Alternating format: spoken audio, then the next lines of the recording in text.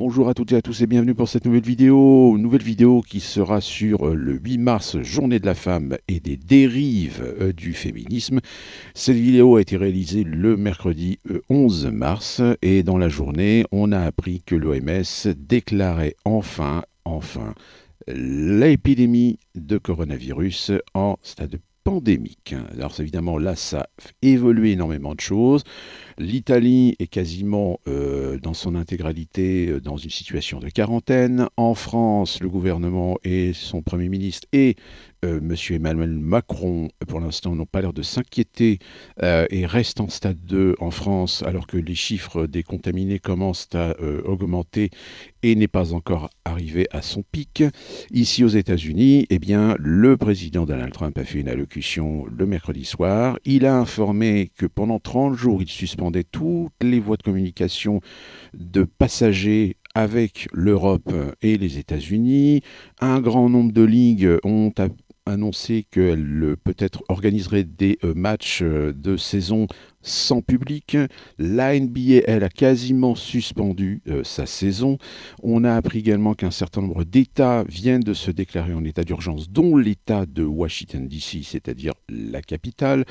Un certain nombre de dispositifs sont en train de se mettre en place avec une collaboration étroite avec le CDC. Bref, on est à un chapitre nouveau sur cette épidémie de coronavirus. Nous allons voir un peu comment les choses vont évoluer. Ça fera l'objet certainement d'une vidéo. Mais d'ici là, eh bien, je vous laisse avec cette vidéo sur les dérives du féminisme et de la journée du 8 mars. Et d'ici là, portez-vous bien. Bonjour à toutes et à tous et bienvenue pour cette nouvelle vidéo 2. Alors aujourd'hui, je vais aborder ce qui a fait à la fois de la polémique, mais aussi de la revendication. C'était le 8 mars dernier, pardon. C'était la fameuse journée de la femme, avec évidemment toutes les manifestations qui étaient organisées à cette occasion. Et évidemment, on a pu voir à Paris qu'il y a eu quelques débordements, puisqu'il y a eu des manifestations qui se sont produites le jour précédent, le jour même, et on a même vu ces images avec les CRS qui ont foncé, qui ont chargé sur ces femmes, et donc ils en ont chopé quelques-unes et un petit peu tapé dessus. Attention, quand je dis un petit peu tapé dessus, c'est... Voilà, ils ont tapé dessus, voilà, carrément. Alors évidemment, ça fait scandale, même Chapia en a été de sa petite parole, etc. C'est l'occasion pour moi de rappeler qu'est-ce que, en réalité, le féminisme. Le féminisme, c'est un mouvement qui existe depuis maintenant très longtemps. Les plus significatif reste évidemment ce qui a été revendiqué et acquis par les femmes dans les années 70. Là, je parle au niveau de la société française. On se souvient une des plus grandes progressions, on va dire, pour la femme, qui a été la fameuse loi Veil sur l'avortement, la libéralisation de la vie sexuelle, etc. Donc il y a eu réellement au XXe siècle une évolution majeure de la considération de la femme dans la société. Je ne vais pas revenir sur tout l'historique, parce que voilà, il y aurait tellement de choses à dire que la vidéo pourrait faire 1 heure, mais il y en a qui le font très très bien sur YouTube, pour vous donner un petit peu cet historique. Non, moi ce que je veux que vous preniez conscience, c'est qu'aujourd'hui le féminisme, dans son état pur, est complètement corrompu. Qu'est-ce que ça veut dire complètement corrompu? Alors attention, soyons clairs, je ne dis pas que tous les mouvements féministes, toutes les associations féministes sont pourries. Il y en a qui sont tout à fait honorables, qui font un travail très sérieux, qui font même, je dirais, avancer véritablement la condition de la femme, autant sur le plan juridique que sur le plan social, voire économique. Mais malheureusement, force est de constater que ceux qui ont plus particulièrement pignon sur rue, aujourd'hui sont plus des organismes idéologiques que des organismes pour défendre les droits de la femme. Et il suffit de s'en convaincre, de voir qu'est-ce qu'il y a pu y avoir dans ces manifestations du 8 mars, ce qu'on a pu y lire aussi en matière de panneaux, c'est-à-dire que certains avaient fait des panneaux pour les montrer, etc. Et je dirais au contenu de ces panneaux, on a envie de dire, c'est bien gentil de vouloir défendre les droits de la femme, mais il faut faire attention de ne pas tomber non plus dans le cliché de la haine. Parce que là, on parle bien de haine. Qu'on se batte pour les droits de la femme, qu'on se batte sur l'égalité des droits des hommes et des femmes. Soit. Mais il y a un moment donné, il faut faire raison garder et il faut être un petit peu réaliste. Or, malheureusement, ceux qui ont aujourd'hui une couverture médiatique ont parfois un discours radical. Et je dis bien radical. Ce qui fait que ce discours radical ne fait que augmenter les dissensions entre les sexes, et voire même, avec l'affaire aussi d'LGBT, c'est-à-dire tout ce qui est transgenre, etc., aujourd'hui on est en train de voir des trucs, mais hallucinants. Je prends juste l'exemple de ces hommes qui se disent femmes, qui se transforment en femmes, donc on a ce qu'on appelle les transgenres, et qui réclament le même droit, les mêmes mérites, les mêmes considérations que les femmes. Or, je suis désolé, vous pouvez vous faire des seins, vous pouvez vous changer de sexe, votre morphologie, votre patrimoine génétique restera celui d'un homme. Et la preuve en est, c'est qu'aujourd'hui, certaines sportives, dans certaines activités et certaines compétitions, eh bien, commencent à se poser la question, se dire, légitimer de considérer un transgenre femme dans les compétitions féminines, ça pose un problème, parce que malheureusement, leur constitution, leur métabolisme, fait que, eh bien, ils ont une supériorité physique qui leur permet de rafler quasiment tous les prix. On a, je ne sais plus dans quel endroit, je crois que c'est dans un état des États-Unis, mais je ne sais plus exactement, il y a 2 sportives qui ont porté plainte parce qu'elles n'avaient aucune chance de gagner, parce que une des compétitrices, qui est une transgenre, eh bien, avait des capacités physiques qui faisaient que les autres compétitrices, femmes, ne pouvaient absolument pas rivaliser physiquement. Alors ça, c'est un problème, mais c'est un problème qu'on occulte. On occulte pourquoi?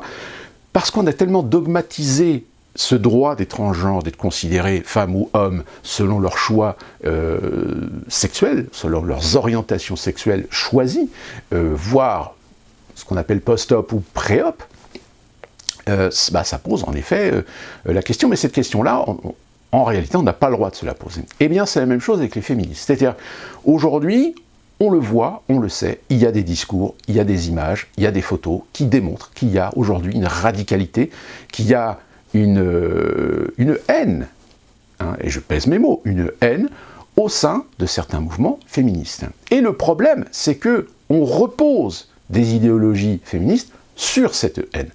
Donc, après, quand on vient montrer du doigt que des femmes ont été frappées par des CRS, etc., mais c'est normal. Pourquoi? Tout simplement parce que, comme exactement les manifestations, toute manifestation quelle qu'elle soit, à partir du moment où elles essayent d'être organisées, mais qu'il y a toujours, à un moment donné, des énergumènes qui ne comprennent pas qu'il y a certaines limites à ne pas dépasser, eh bien, pendant cette manifestation, ces fameuses images où on s'est offusqué de voir les CRS frapper des femmes, je tiens à rappeler, revisez bien cette vidéo, revoyez-la, et bien vous allez vous rendre compte qu'il y a 2 femmes qui sont montées sur le capot d'une voiture. Alors, moi je suis désolé, mais on peut manifester sans s'autoriser le droit de faire des choses comme monter sur le capot d'une voiture. Monter sur le capot d'une voiture, c'est de la détérioration d'un bien privé. Donc à partir de là, que ce soit un bien privé ou un bien public, eh bien c'est le rôle de l'autorité d'intervenir. Et d'intervenir, eh ben oui, en effet, avec des moyens qui sont ceux de l'instant.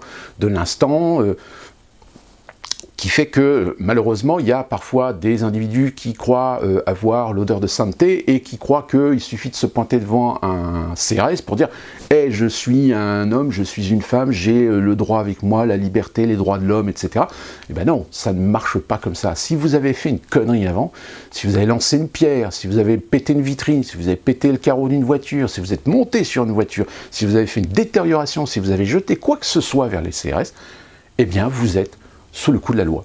Et là, les CRS ont parfaitement le droit de vous charger et voire même de vous frapper si vous faites de la résistance. C'est comme ça, que ça vous plaise ou non. Et ce qui est encore plus amusant, c'est qu'en effet, on se dit, oui, mais c'est des femmes. Et bien là, tout d'un coup, je reviens à cette idée équité, droit, équilibre entre les hommes et les femmes. Pourquoi les hommes auraient le droit de se faire taper dessus et pas les femmes? Si on est dans cet état d'esprit-là, eh ben on ne peut pas réclamer d'un côté que les femmes soient rémunérées au même titre que les hommes pour la même fonction, même responsabilité, ce qui est en effet tout à fait louable et tout à fait légitime, mais de l'autre, de dire, ah oui, mais on est des femmes, donc on a quand même un statut particulier. Donc dans ce cas-là, la juste mesure, c'est en effet de lutter sur des égalités, c'est de lutter pour, des égalités, et de lutter pour des droits équivaut à ceux des hommes, et défendre l'intérêt de pouvoir voir les femmes conquérir des statuts sociaux, conquérir des échelles sociales. Ça, en effet, c'est un combat tout à fait légitime. Mais il faut savoir, à un moment donné, reconnaître que ce sont des femmes. Et qu'en tant que telles, on le voit même dans l'armée. Aujourd'hui, dans l'armée, les femmes sont acceptées. Mais physiquement, je suis désolé, oui, vous allez toujours trouver un ou deux exemples où une femme va avoir des capacités physiques équivaut et égales à celui des hommes. Mais ça reste une très faible proportion. La majorité des autres n'ont pas le physique pour pouvoir être à l'égal je dirais des soldats hommes. Alors attention, ce que je dis là, ça n'a absolument rien de misogyne. C'est une réalité, c'est du factuel. Sauf que le problème, c'est qu'aujourd'hui, on est dans de l'idéologie, on est dans de la manipulation. Une manipulation qui jongle aussi avec l'émotionnel, avec les ressentis, avec les sensibilisations, pour faire accepter cette idée que non, on n'a pas le droit de mettre en avant ce qui est factuel, dans la relation entre les hommes et les femmes, dans la relation de la femme dans la société, dans la relation qu'a la société envers les femmes. Alors, que des CRS frappent des femmes, oui en effet, c'est pas très logique, étant donné que, si on part du principe qu'en effet, peut-être que ces femmes sont un petit peu quand même plus faibles que des hommes, et qui ont peut-être moins de capacité d'agresser, ou de frapper, ou de faire de mal à des CRS, mais là encore, on est dans un débat qui, malheureusement, va être complètement faussé, va être complètement mis à l'index par ces idéologues féministes, qui tout de suite vont vous monter au créneau, vont monter sur leurs grands chevaux, et voire même vous insulter, vous provoquer, et vous faire passer pour ce que vous n'êtes absolument pas. Aujourd'hui, il faut savoir que, même si, en effet, l'affaire Adèle Haenel sur les Césars 2020, dont j'ai fait une vidéo et j'explique un certain nombre de choses, ce que j'explique dans la vidéo, je ne fais pas une critique de ce qu'elle a fait. Je dis simplement c'est que ce qu'elle a fait, c'est son sentiment, et c'est son sentiment qu'elle a exprimé d'une certaine façon, et voire même aujourd'hui il y a encore quelques polémiques parce que certains médias ont relaté des choses d'une certaine façon, mais c'est aussi savoir faire la prise de conscience, c'est-à-dire qu'en effet, faire ça, c'est à un moment donné dépasser une limite, et une limite derrière laquelle il y a des gens qui vont vous attendre au tournant, et qui ne vont pas vous faire de cadeaux. Et là, en effet, il va y avoir une lutte à faire, il va y avoir une reconnaissance à faire, il va y avoir une justification à faire pour combattre et mettre de la contradiction face à ces gens qui vont être critiques envers cette jeune actrice. C'est ce que j'ai expliqué d'ailleurs dans cette vidéo, c'est qu'il y a un moment donné, dans toute chose, et c'est valable partout dans la vie, il y a certaines limites qu'on ne doit pas dépasser. Or, on s'octroie le droit de les dépasser. Mais attention, une fois que vous les dépassez, il peut très bien ne rien se passer.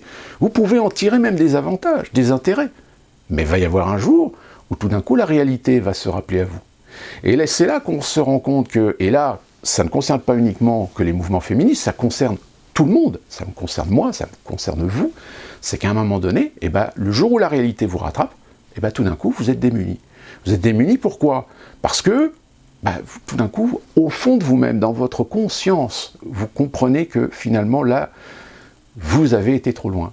C'est-à-dire que vous vous êtes octroyé un droit d'enfreindre une règle, d'enfreindre une ligne rouge, parce que ça vous procurait un intérêt, mais sauf que le jour où ça tombe, ça fait mal. Et je dirais même plus, c'est qu'il y a même encore des gens qui vont avoir la mauvaise foi, parce que là je dis bien de la mauvaise foi, de ne pas reconnaître cette évidence, et de vouloir trouver des explications, et d'aller chercher, en effet, oui, c'est la faute du poteau, parce que il ne doit pas être là, le feu rouge que je grille, que je viens de me faire choper, et que je viens de perdre 3 points, ouais, mais c'est la faute du feu, c'est la faute du flic, il n'avait pas été là. Vous voyez, eh bien, dans les mouvements féministes, c'est pareil, c'est qu'aujourd'hui, on n'a pas su, à un moment donné, éduquer aux vrais féministes. Au vrai féminisme, je dirais idéologiquement, dans la défense et dans le droit, dans cette volonté de vouloir faire de la femme l'égale de l'homme socialement, économiquement, statutairement, et même au niveau du droit, purement et simplement, mais, eh bien, à un moment donné, dans l'histoire, il y a des personnes qui ont voulu aller au-delà, et qui sont allées au-delà en s'octroyant et en se prenant des libertés, mais des libertés qui, à un moment donné, les mettent ou les exposent à quelque chose qui n'est plus de l'ordre d'un combat féministe, mais là, d'un mouvement, d'une idée, d'une pensée, d'une action de haine, d'une action violente, d'une action brutale, d'une action de provocation.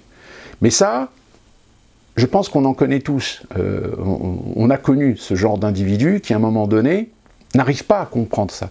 N'arrive pas à comprendre que traiter le blanc patriarcal à chaque fois pour justifier un combat, ben un jour ou l'autre, on va le payer. Et il ne faut pas s'étonner si aujourd'hui des hommes qui sont sous pression parce que maintenant il faut qu'ils fassent attention à ce qu'ils disent, il faut qu'ils fassent attention à ce qu'ils font, il faut qu'ils fassent attention de ne pas dire une connerie, que même quand on se raconte des histoires drôles, bah aujourd'hui on n'a plus le droit de raconter des histoires sur les femmes parce qu'on ne sait jamais, si jamais il y a une oreille chaste, bah, ça risque de mal tourner. On est en train d'aseptiser finalement la société, et forcément dans cette aseptisation de la société, on aseptise aussi la critique. C'est-à-dire qu'on n'ose plus critiquer. C'est-à-dire qu'on en revient presque à ce problème qu'on a aujourd'hui, même dans la société, vis-à-vis du racisme. C'est-à-dire que, par exemple, un employé dans une entreprise majoritairement blanche, s'il est arabe, s'il est noir, s'il est asiatique, s'il est indien ou pakistanais, mais que c'est un mauvais, que c'est une burne, que c'est un incompétent, eh bien vous avez une chance sur deux que finalement personne ne dira rien, parce qu'il est représentant d'une minorité. Et c'est ce qui se passe aux États-Unis avec la communauté afro-américaine. Je rappelle que la communauté afro-américaine bénéficie de ce qu'on appelle le quota, c'est-à-dire que les entreprises doivent avoir un certain nombre de pourcentages de personnel et de postes réservés aux personnes afro-américaines. Sauf que le problème, c'est qu'avec le temps, eh bien, malheureusement, vous avez certains Afro-Américains qui se sont installés confortablement dans cette idée de, finalement, de ne pas être aussi productifs que les autres, voire même de parfois ne pas en branler une. Hein, moi, je peux vous donner, j'ai des tas d'exemples ici aux États-Unis de ce type d'individus. Et que malheureusement, si ces individus, on les vire, vous avez une chance sur deux que cette personne aille voir des avocats qui font du business avec ça, et porter plainte pour avoir été licenciés pour des raisons de racisme, alors que pas du tout. Qu'ils ont été virés parce qu'ils sont incompétents. Donc à cause de ça, les entreprises américaines, eh bien, n'osent pas virer et attendent très longtemps pour qu'il y ait vraiment une faute, une faute très grave commise par cette personne. Sauf que le temps qu'ils vont avoir attendu, c'est de l'argent qui est jeté par les fenêtres. C'est un problème de management qui va amener les autres à se dire mais finalement les managers sont des incompétents parce que nous on fait notre boulot, l'autre elle fout rien et personne dit rien, etc. Donc ça c'est nuisible, c'est du nuisible dans une organisation, c'est du nuisible dans de la productivité.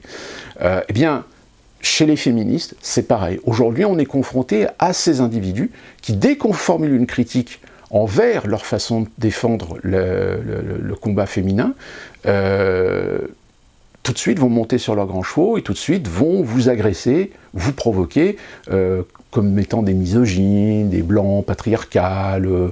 Alors, petite notion quand même très importante, c'est qu'on fera quand même attention dans ces milieux-là de ne pas admettre aussi l'assimilation aux minorités. C'est-à-dire qu'aujourd'hui, on le sait que dans les milieux maghrébins musulmans, arabo-musulmans, il y a une forme de misogynie. Mais cette misogynie-là, on ne veut pas la mettre en évidence. C'est ce qui s'est passé par exemple avec cette transgenre qui s'était fait un petit peu bousculer, voire même carrément bousculer à la sortie d'un métro. Bon, les individus qui étaient là, il n'y a pas photo. Eh ben non.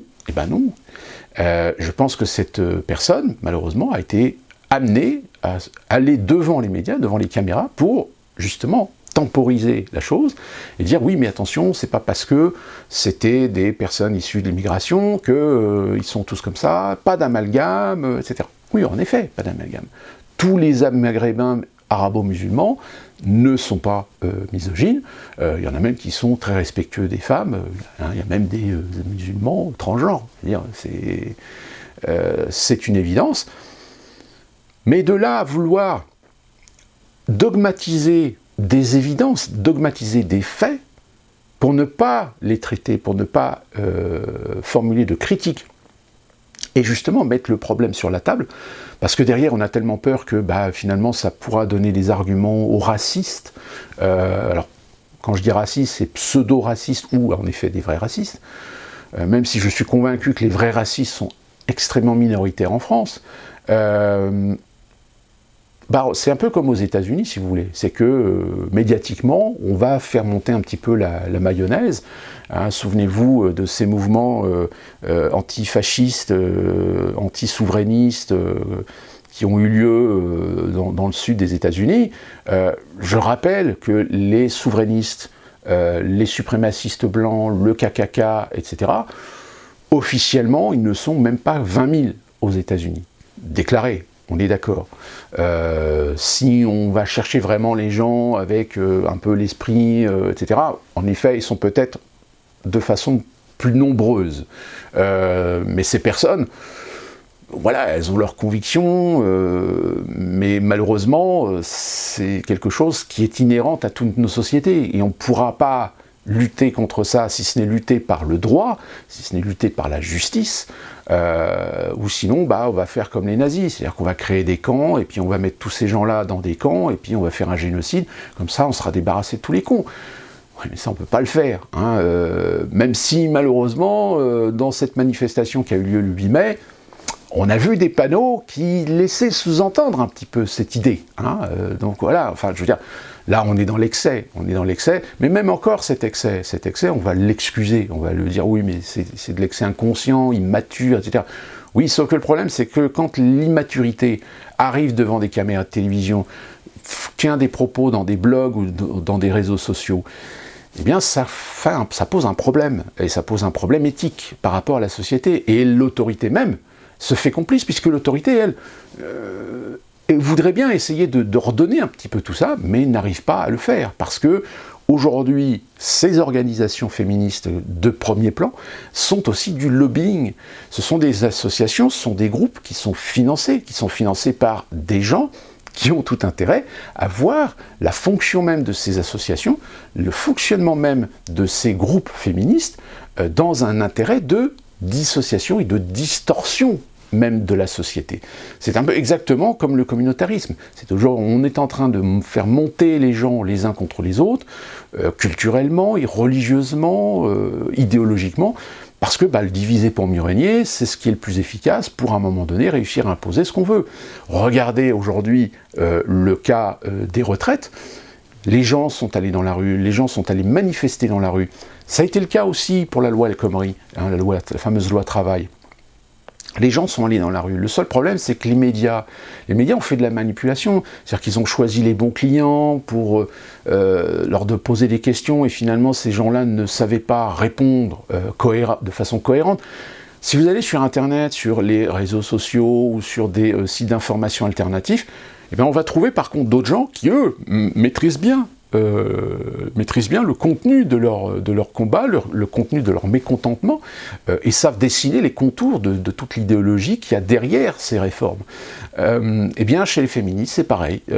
Il y a des féministes qui sont extrêmement intéressants et qui ont un combat honnête, juste, et tout à fait légitime et respectueux, comme malheureusement, vous avez ce que j'appellerais tout simplement des brebis galeuses, des moutons noirs, qui malheureusement ont assez souvent pignon sur rue, et assez souvent sont présents sur des plateaux de télé pour déverser cette haine, parce que c'est de la haine qu'ils déversent, pour convaincre que l'idéologie féministe aujourd'hui, c'est ça, c'est leur tableau qu'ils sont en train de dépeindre dans les médias, alors que pas du tout.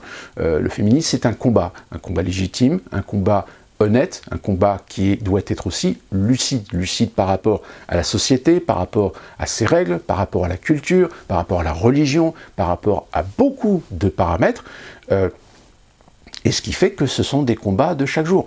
Et c'est encore plus vrai avec les musulmans, surtout les religieux musulmans, où malheureusement, il y a cette ambiguïté, où d'un côté on dit non, les femmes sont très importantes, on les respecte, etc. Oui, on les respecte à partir du moment où les femmes se soumettent, plus encore, à ce que la religion musulmane leur inflige, leur oblige d'être. Le voile, le hijab, le niqab font partie de ces éléments de soumission par rapport à la religion, même si beaucoup de femmes disent oui, mais c'est un choix personnel. Non, c'est pas un choix personnel, c'est un choix qui est guidé, qui est conditionné, et inversement, vous avez des femmes musulmanes qui veulent jouir de cette liberté que la République octroie à toutes les femmes, à ses droits, à ses fondamentaux, à ses combats féministes, mais qui aujourd'hui sont abandonnés par la société civile, à leur sort, confrontés à de la discrimination à la fois dans des cycles d'études, dans les écoles, dans les lycées, dans les collèges, dans les universités, mais aussi parfois dans les entreprises. Si dans ces entreprises-là, vous avez des musulmans religieux, relativement radicales et qui vont à un moment donné mettre une sorte de vendetta, une sorte d'omerta sur la tête de ces jeunes femmes qui sont des jeunes femmes libres, des femmes assumées, ayant adopté des principes occidentaux dans leurs conditions et dans leurs droits dans la société, tout en gardant leur fierté d'être des femmes musulmanes, eh bien ce combat-là aujourd'hui, il est absent. Absent des plateaux de télé, absent des médias, absent des radios, absent de tout ce que vous voulez, où on trouve des informations qui sont très généralement aseptisées et sujets à de la manipulation. Donc le vrai féministe aujourd'hui, la question elle est posée, est-ce que le vrai féminisme, le réel féminisme aujourd'hui, est-il mort? A-t-il cédé, a-t-il été tué par un féminisme radical, haineux, et qui n'a aucune considération envers la logique même de la raison gardée, la logique même du factuel, pour défendre une idéologie, pour défendre un combat. Et ce combat, aujourd'hui, il est en train de se perdre. Parce que très sincèrement, quand on lit sur les réseaux sociaux, quand on lit les commentaires sur les articles de certains organismes de presse, on se rend compte qu'il y a beaucoup de gens qui n'ont pas vraiment pris au sérieux cette manifestation, au contraire, parce qu'il y a eu des projecteurs mis sur ce que l'on croyait pouvoir servir de montrer du doigt une agression, une non-considération de ce blanc patriarcal contre des femmes qui défendent et qui veulent le combat féministe, etc. Oui, sauf qu'il y en a des milliers et des milliers de femmes qui, elles, ont manifesté de façon pacifique, de façon lucide, de façon consciente, de façon responsable, sauf que c'est pas celle-là qu'on a montré à la télévision. Ce qu'on a montré, c'est ce que j'appelle les brebis galeuses, c'est ces fanatiques qui malheureusement donnent aujourd'hui de plus en plus une mauvaise image des combats féministes. Et alors, si vous rajoutez là-dessus des discours de certaines personnalités qui elles aussi sont un petit peu à côté de la plaque et dans c'est limite si on se demande si elles ne cherchent pas à faire du buzz avec un propos incohérent et stupide, ça n'arrange pas les choses. Donc on est en train de voir aujourd'hui le féminisme instrumentalisé dans cette idéologie de mettre en opposition la plupart des gens dans la société. C'est diviser pour mieux régner.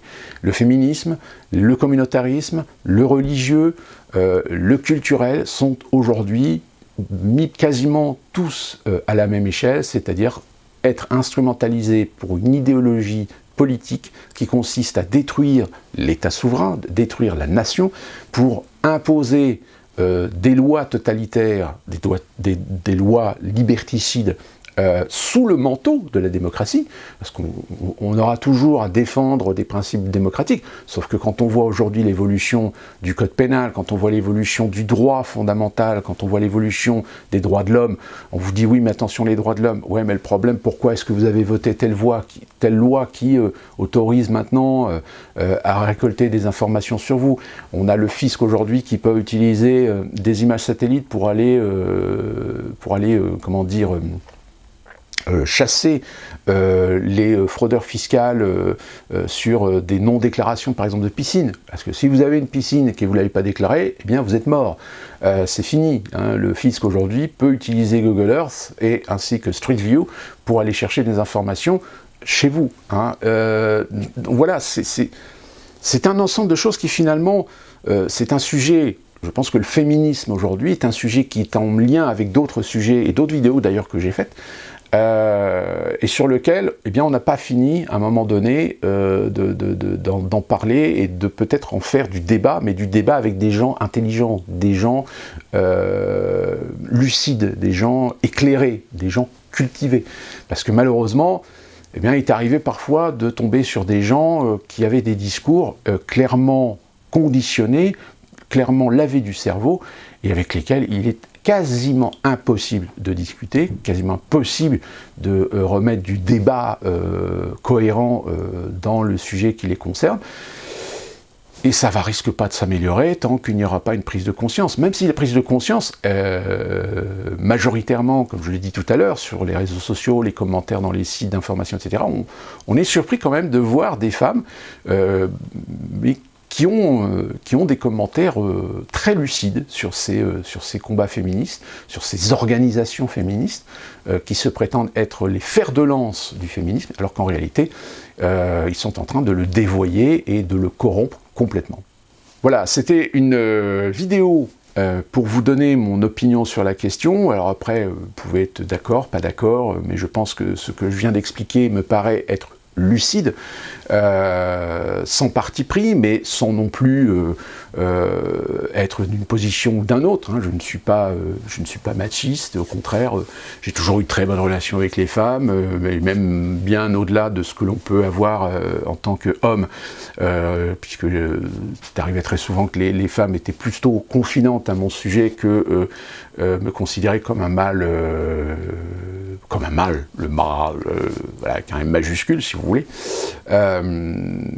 Mais voilà, je pense que en tant qu'individu, j'ai parfaitement le droit, à un moment donné, de poser les bonnes questions, de mettre les faits dans leur contexte, et de vous inviter, eh bien, tout simplement à vous, de vous faire votre propre opinion, de faire votre propre analyse sur la chose. Alors je sais qu'il y a peut-être des gens qui ça ne plaira pas, hein, ce que je viens de dire, et ben je leur dis tout simplement que je les emmerde, et que s'ils sont suffisamment cons pour tomber dans le panneau de ces idéologies manipulées, ben, un jour ou l'autre ils vont se réveiller, et puis ça va faire très mal, comme je l'ai dit tout à l'heure. Donc voilà, d'ici là, portez-vous bien, essayez de passer entre les gouttes du virus coronavirus, hein, et puis on se retrouve très prochainement pour une nouvelle vidéo. Portez-vous bien.